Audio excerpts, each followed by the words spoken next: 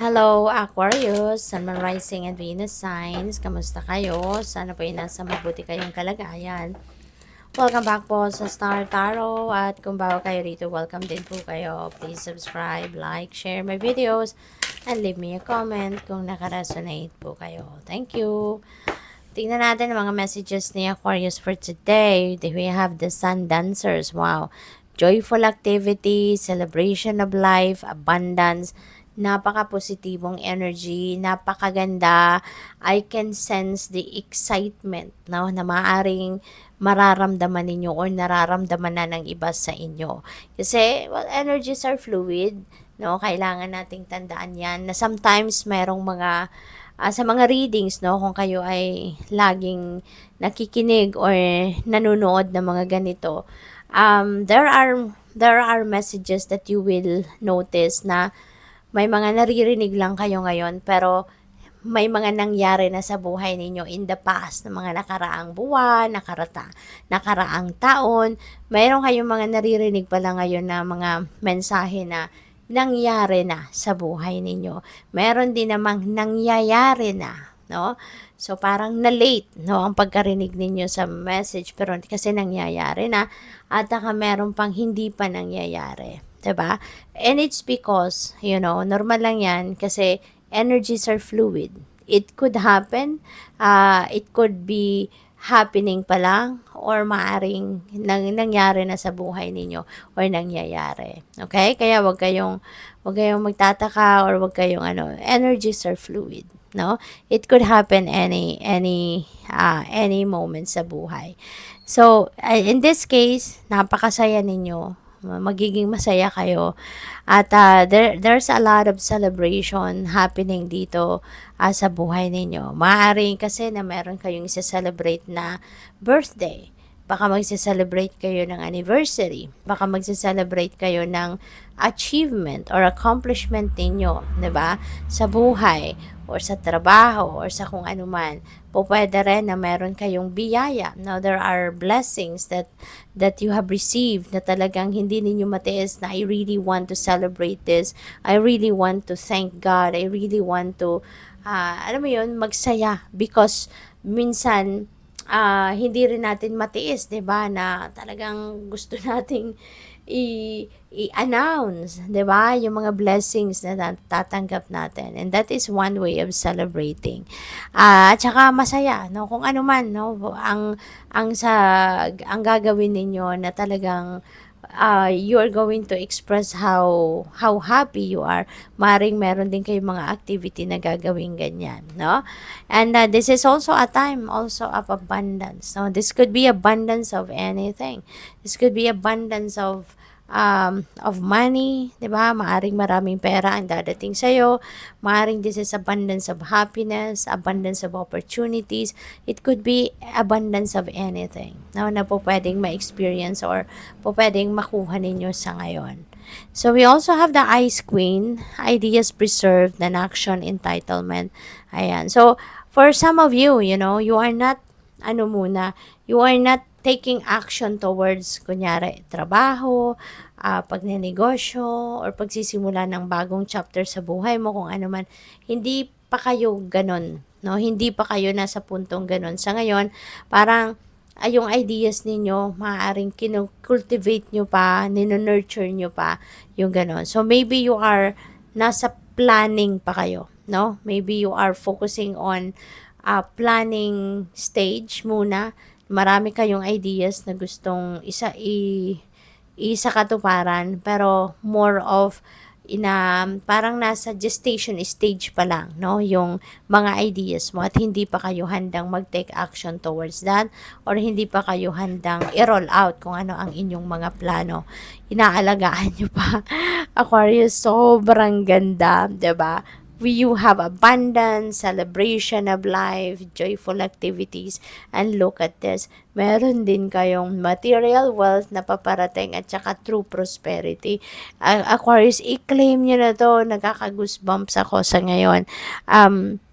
i-claim nyo na to, seal it by writing it down on the comment section below na you are claiming these beautiful blessings, material wealth, through prosperity. Maaring ito yung mga bagay, ito yung mga pangyayari sa buhay ninyo na magaganap na you are also going to celebrate, 'di ba? Because you want to be grateful, 'di ba, sa malaking biyayang ito. So, i-claim nyo na to, and importante, align your energies, your thoughts, your feelings, your emotions with these beautiful energies para tuluyan na itong dumating sa buhay mo, tuluyan na ninyo itong mahatak, you need to be positive. Okay? Kung ano man ang mga negativity na nasa isip ninyo, nasa damdamin ninyo, tanggalin nyo na yan. That is not going to help these energies to come towards you. Bagkus, kung kayo ay nag-aalaga ng negative thoughts and negative feelings and emotions sa sarili ninyo, wag na ninyong asahan na ito ay mangyayari sa buhay ninyo. Okay? Kasi always remember that negative is not going to attract positive. Negative will attract negative, and positive will attract positive. Okay? So these are positive energies. So make sure na yung ipoproject ninyo is positive energy para tuluyan na ninyong ma-magnetize, dumikit na sa energy field ninyo yung mga magagandang pangyayaring ito. Okay? So, what else?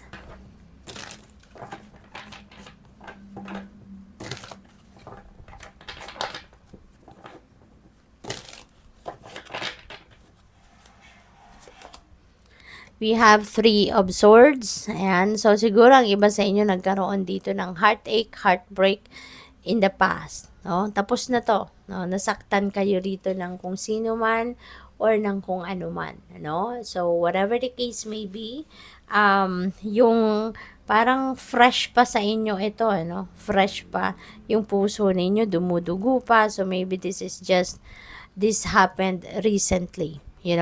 So, sana eventually malagpasan na ninyo ang sama ng loob na to, yung sakit na to, kasi that is also going to sabotage these beautiful energies. Kung malungkot pa rin kayo, kung hanggang ngayon, 'di ba? Kung maaaring nangyari na to few months back, 'di ba? Or mas matagal pa, at patuloy pa rin kayong nalulungkot, patuloy pa rin kayong nagagalit, patuloy pa rin kayong may mga resentments, may mga emotional baggages that can also sabotage these energies. Kaya sana, unang-una acceptance, 'di ba?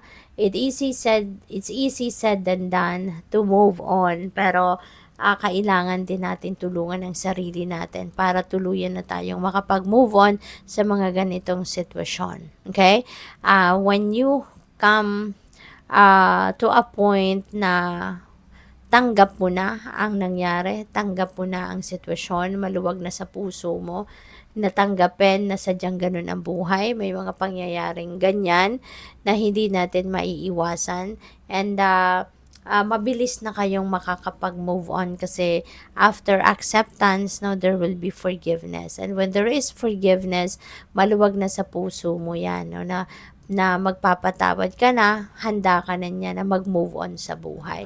So, I wish you the best kung meron kayong sitwasyon na ganito. I wish you the best, and I wish you healing, and sana magkaroon na kayo as soon as possible ng kagaanan sa dibdib. Maramdaman nyo na yung acceptance and forgiveness so that you can start a new life. So, 7 of Cups, mayroong mga opportunities na paparating, and that could be anything, no? Na opportunity na yan, depende sa inyong sitwasyon.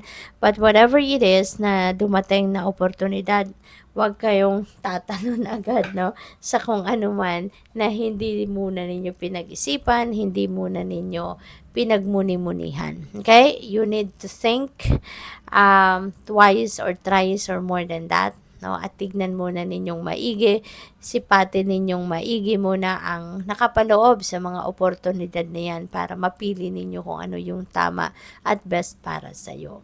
at nang hindi kayo magsisi in the end.